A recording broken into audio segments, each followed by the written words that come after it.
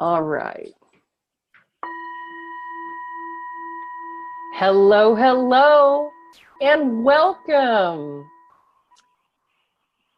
Welcome to Healing Body, Mind, and Soul with Aeriol. I'm Aeriol Asher, your host, and today I have the good fortune and pleasure to be here with my awesome friend, Tonya Parker. Now, what I love about Tonya is, well, first of all, I just love her energy. But what I love is she's just such a giving and insightful person. And we were chatting just before we got on the recording here today, and she's also a theater buff, and you know that makes me so happy.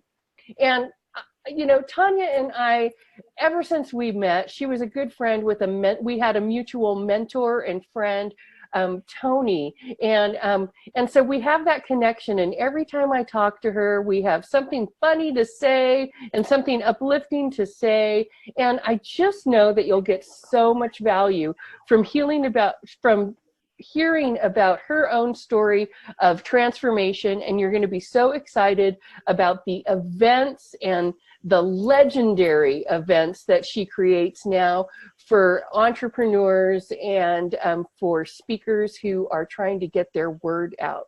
So without further ado, I'm going to hand it over to you, ladies and gentlemen, the fabulous Tonya Parker. Hello, hello. How are you? It's nice to be with you today, Aeriol. It's so nice to be here with you.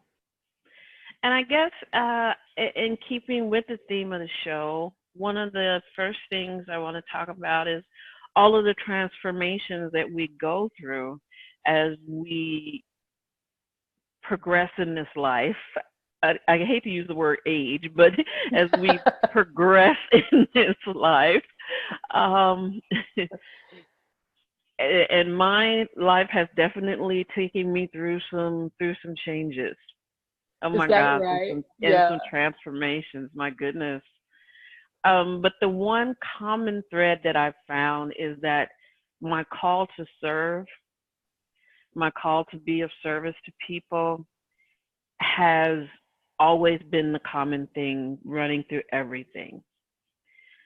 People say, well, oh, you're an introvert, you're a little shy, and you don't talk very much. But I remember when I was younger, and the family back east, because it's always cold, we always had house parties. And so having a house party, there was always a bunch of people in a small space, and there were several floors, and people were dancing and playing cards. And I didn't necessarily hang out with them, but I would clear their plates from the table.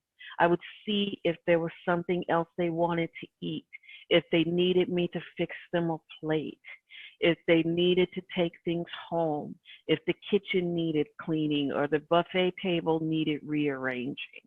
So I was always in some capacity serving.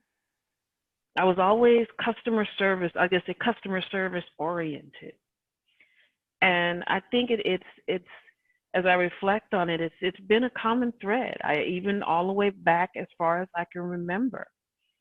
So legendary events has been kind of the thing I feel that was destined for. Absolutely. You just stepped right into it. Did you resist at all? Oh God, yes. I know so many listeners are going to be so happy you said that. Tell us about that. Whoa, well, again, the Midwest background. You get a job, you go to work, you get another job, you go to work. If you don't have 3 jobs, you're not doing it right. Wow. So I had job after job after job, and constantly depending on other people to value my skills and to find value in my skills and to pay me what I was worth. They always loved my work ethic, but they didn't always appreciate the extra things that I did. They kind of took for granted. Oh well, let's put Tonya here because she's going to be really nice. She's going to treat the customer really nice.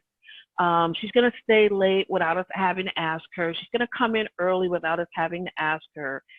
But after a while, you kind of get taken advantage of for that kind of thing.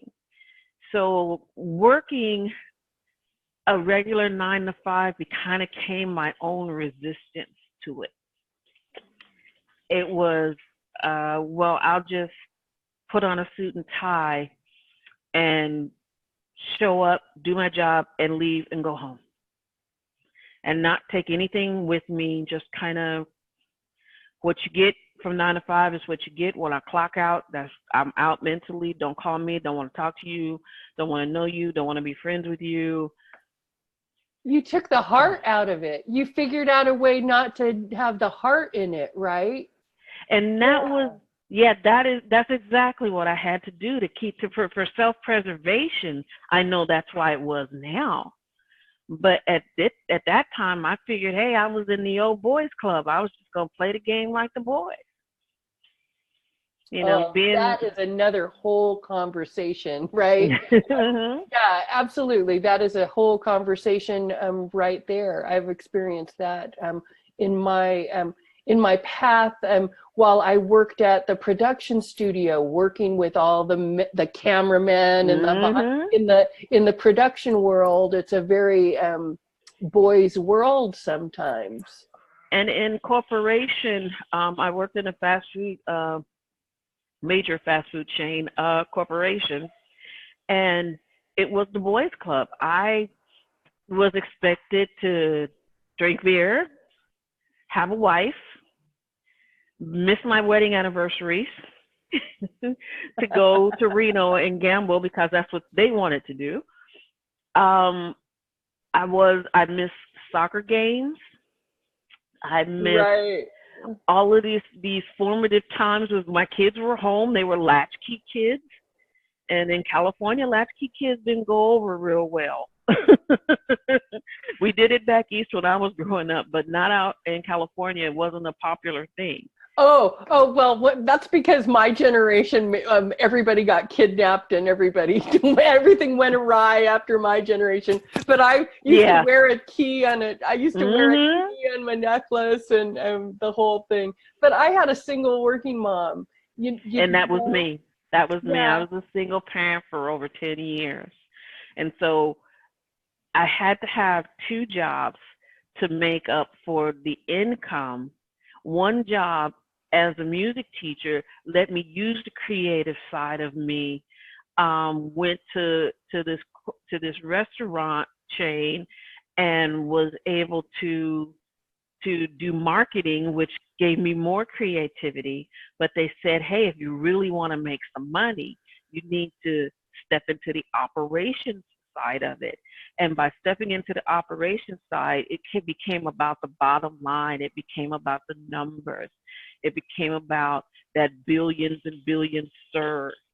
It became about I could hire women and train them, or women, especially to me, because I had to fire more women than I can tell you about because their child care wasn't there, or they didn't have the babysitter quit, or the kids got head lice and they had to be off for a week, and they didn't call me because they hadn't slept all night and they didn't show up for their shifts. And I had to fire people who were like me, who were struggling like me.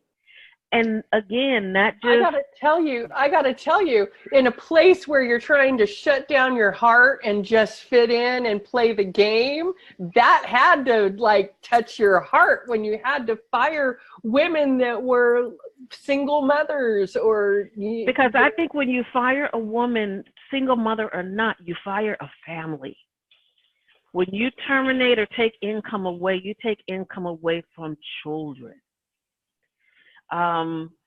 So that job was kind of one that I just literally ended up walking away from because my heart just could not continue to do things when I'm a manager. I want to find solutions.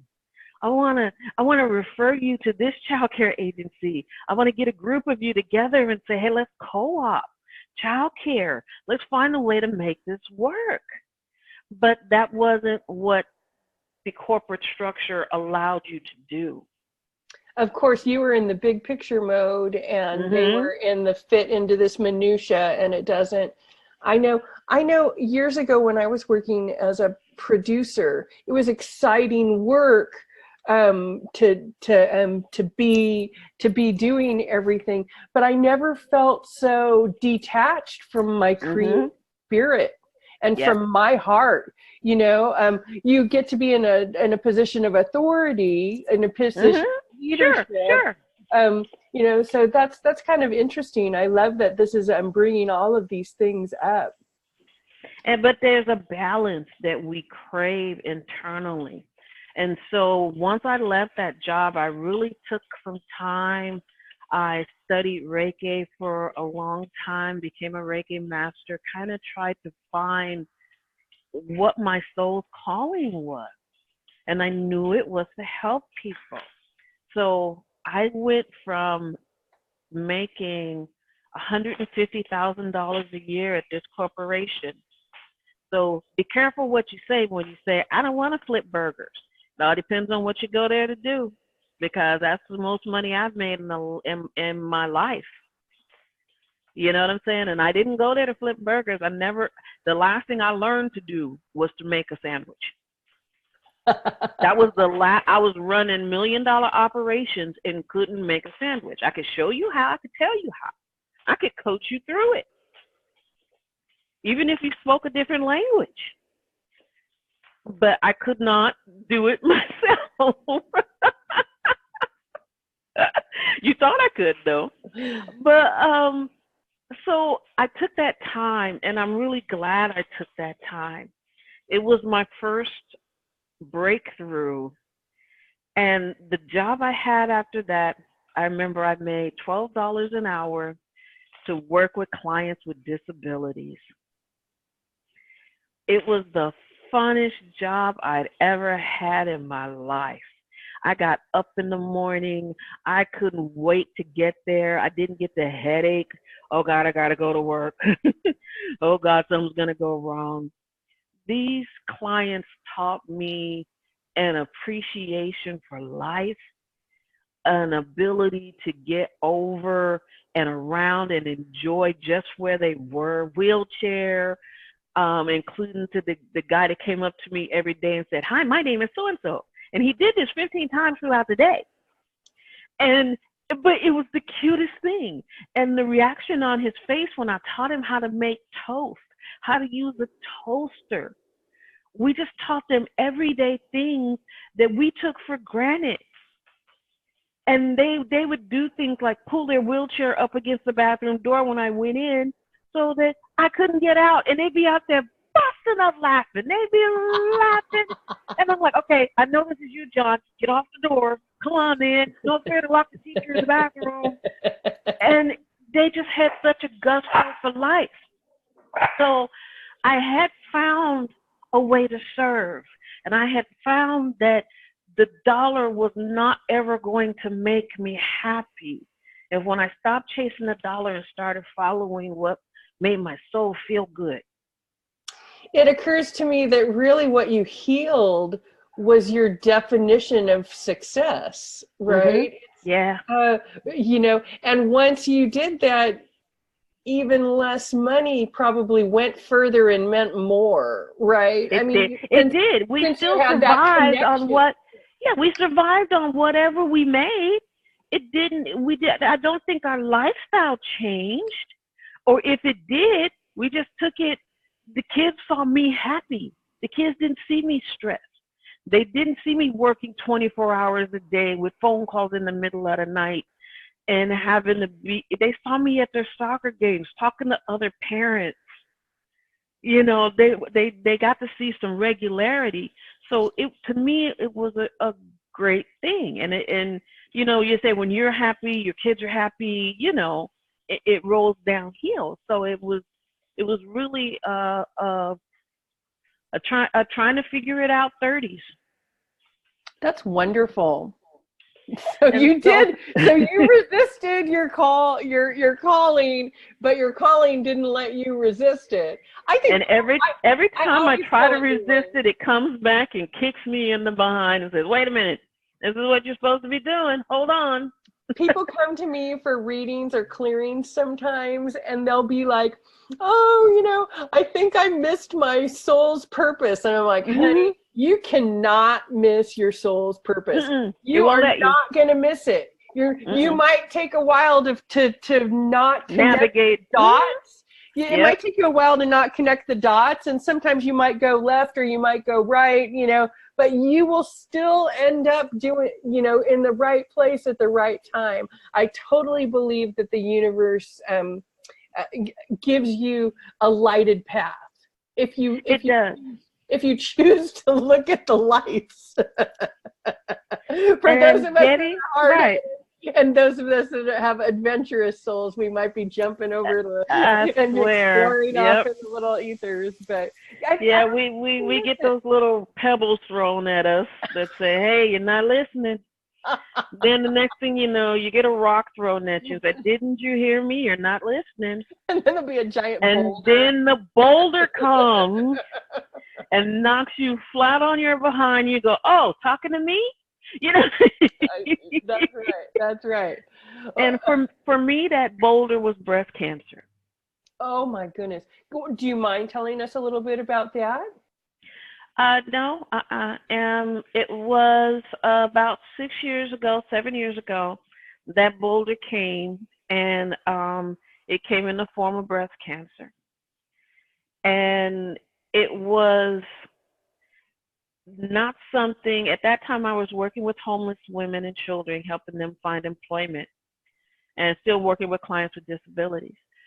But their sheer determination and the resilience that I had observed in this particular group of underserved people in our community helped me get through the breast cancer, the operations, the radiation, and I worked all through the whole thing.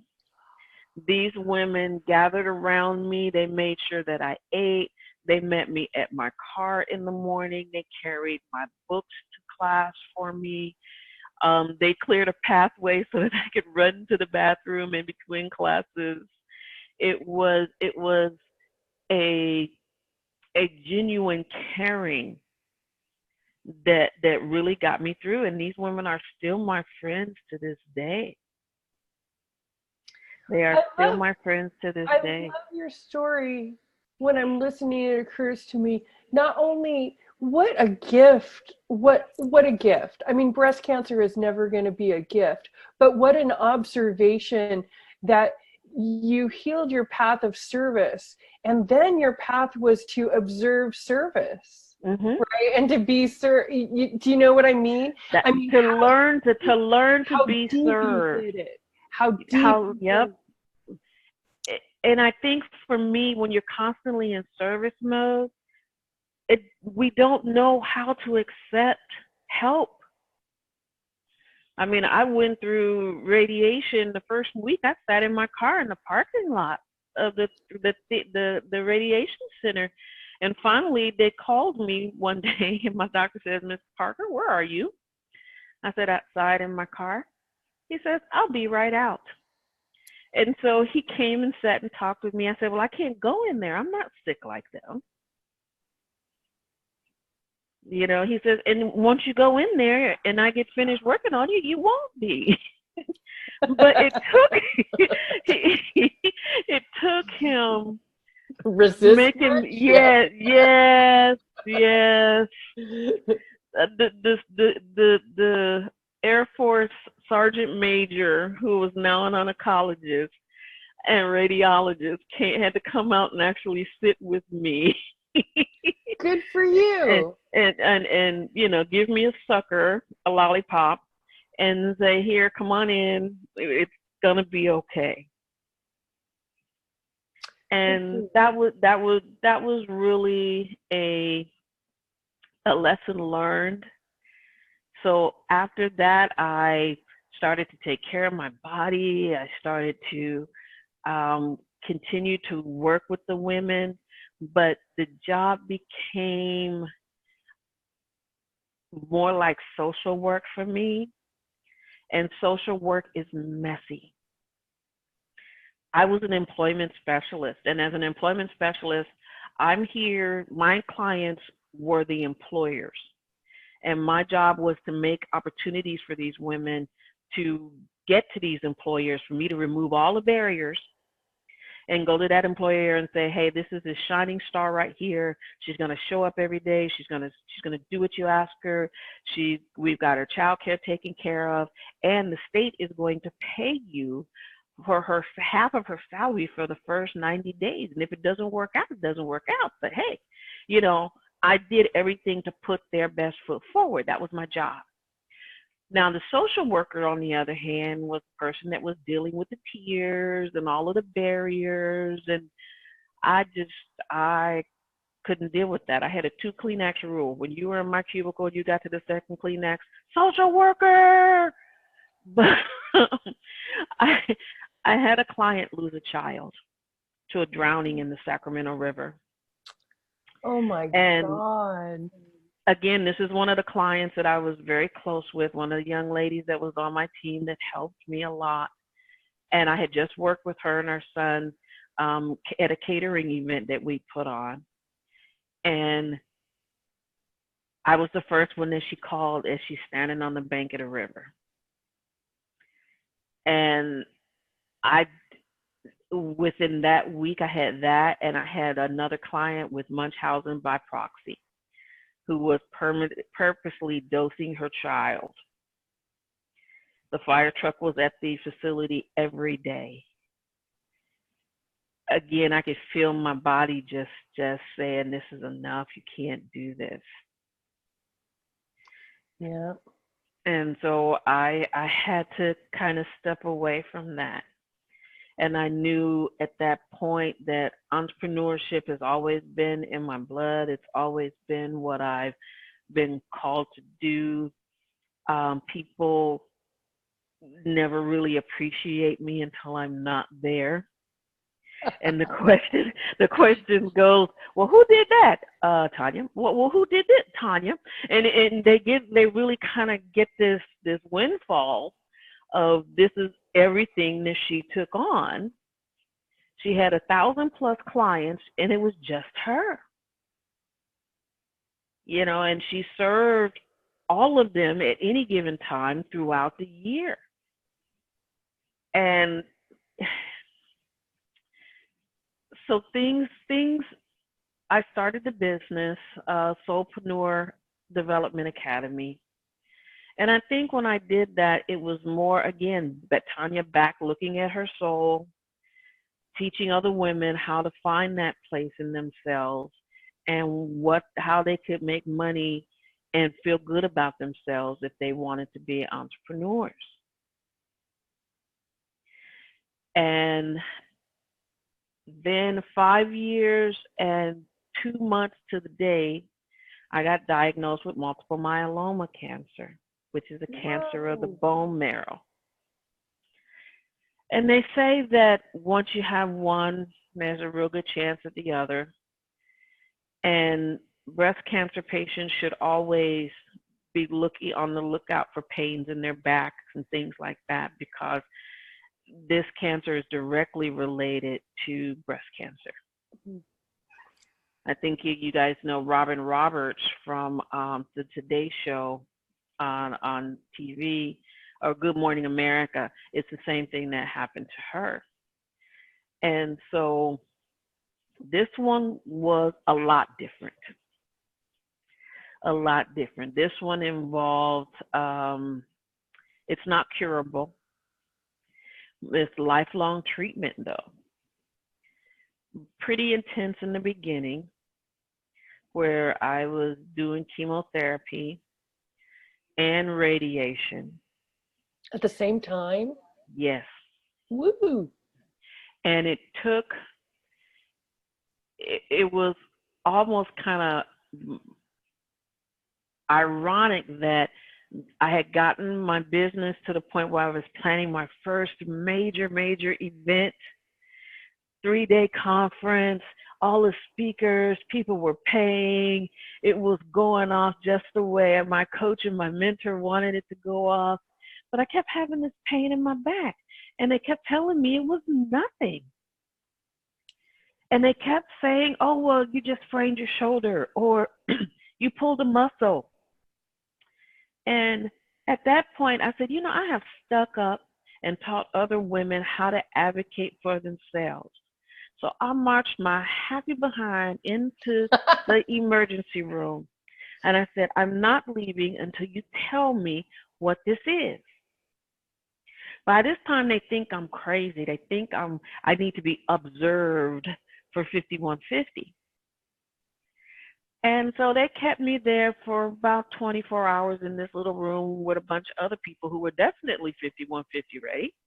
I don't even know why they needed to observe them. I could see it. But I literally called the nurse over. I said, I want a room in the hospital, or I'm going to be just like those guys. My fever would not go away. The pain would not go away. Come to find out, once they admitted me, I was there for a week. It took them a week to find, and I'm fighting fevers. They're doing every scan possible, because you really have to say, hey, look, something's wrong. I'm not leaving till you tell me what it is. Yeah, find it. Exactly, that's it, find it. And they found it. But it was a definite push on my part. And so I encourage any man, woman, women, we tend to be a little bit more in tune with our bodies than the men are. But we also, but sometimes less likely to advocate, right? Sometimes that's exactly it. Because we don't want anybody to think that we're pushy or whatever. Like, we serve happily in the background, like we were talking about earlier, and we create space and we take care of the details behind the scenes, but we don't push forward with that energy like that, because we don't want to be perceived as brash or rash or any of those, that pushy woman or that bitchy woman who's always complaining, who's always whining, something's always wrong. But when something's wrong, something's wrong. Right. And I think that all of that bitchy woman or that all those phrases were created by men, right? Absolutely. Absolutely. I tell my son all the time, he says, Mom, you're nagging. I said, now, if I was a guy and I had it hanging, would I be nagging, or would I be coaching you to get these clothes up out of the floor right now? Coaching. I am coaching you. I love that. Nice. We're going to take it from here and we're going to put it over here. How are we going to get there? How are we going to get there? Exactly. It's the football coach. We're going to put the ball in the tee. You're going to step back here and you're going to kick it through the goalpost. It was just semantics. And so, in a house full of men, which is, I've just been blessed that way, you have to kind of help them reframe some things.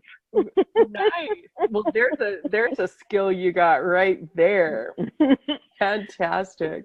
So after dealing with and being home for a year, fighting the cancer, going through stem cell harvest, I'm now, the cancer I will be on chemotherapy, they said, for the rest of my life. But my numbers have been so good recently that they said maybe just another 2 years. Now, I think the reason my numbers are so good now is because I've rebranded myself as Legendary Events. And I kind of came away from this battle with cancer as, if it wasn't fun, I'm not doing it. And I swear, when I say that, I check myself in every morning. If this is not fun, I'm not doing it. If what I have on my agenda today doesn't look like there's going to be some fun at the end of it, or I can't find some time to have some fun, I'm not doing it. And I think it's played a direct role in the management of my cancer, in the reversal of something that could have taken me out of here real easily to a 2-year stint as opposed to a lifetime stint with this disease. I bet you could cut that right in half, Tonya. I absolutely believe that you could cut that right in half. And as long as I knew I was onto something when it came easy for me.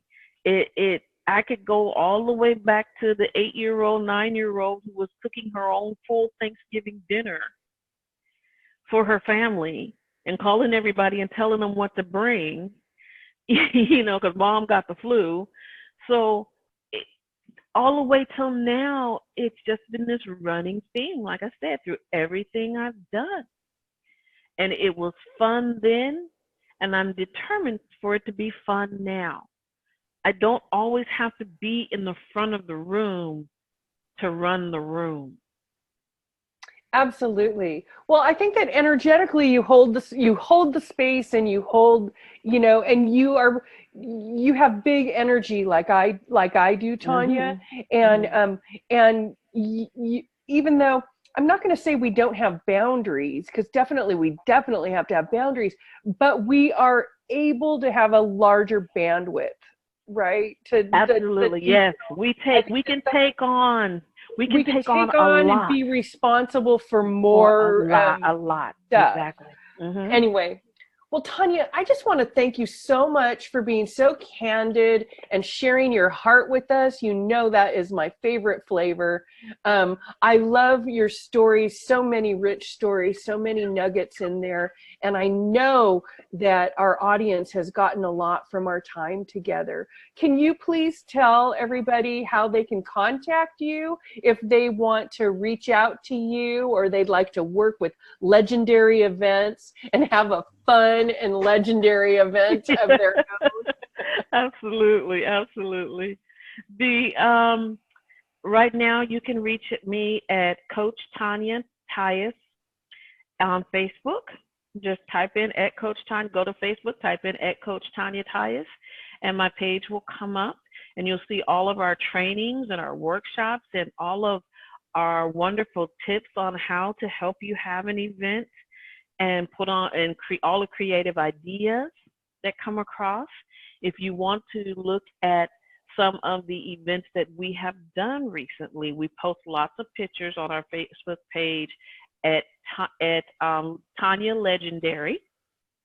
And on that Facebook page, we post a lot of pictures, and both of them have a call button that you can reach out, call me, ask me questions, love to talk to you, and just kind of help you come out of that creative idea syndrome and pin it down to 1 or 2 ideas. Oh, reel it in. Yes. Let's get down. I see the big picture. Now let's get down to what you really want to do. Yes. But the number is 916-899-1788. And that's the way to get in touch with me. Tonya, I don't think we even mentioned you are in the Sacramento area, correct? Yes. And yes. Are you working with people that are just in the Sacramento area? Oh, no. Okay. Oh, no.